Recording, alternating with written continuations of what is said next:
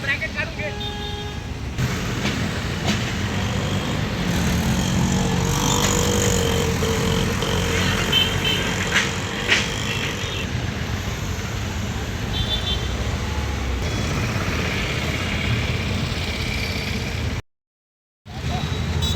हाँ तबरेज भी आता हो तो फोन करता हूँ।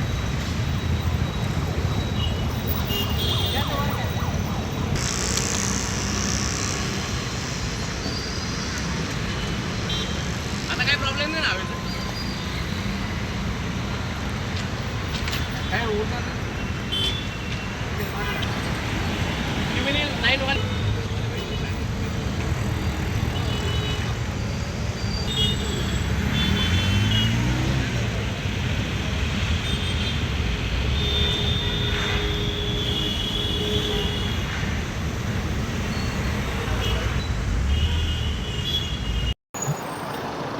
मी मुकेश दिलीप शेवाळे, राष्ट्रवादी पश्चिम विधानसभा अध्यक्ष आहे.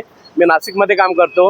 आज जे कालपासून घडामोडी होत होते की राज्यसभेवर साहेबांना घेत होते आणि अचानक त्यांना डावललं जाते, याच्यामुळे नाशिककर जे कार्यकर्ते काही लोक आहेत ते नाराज आहे.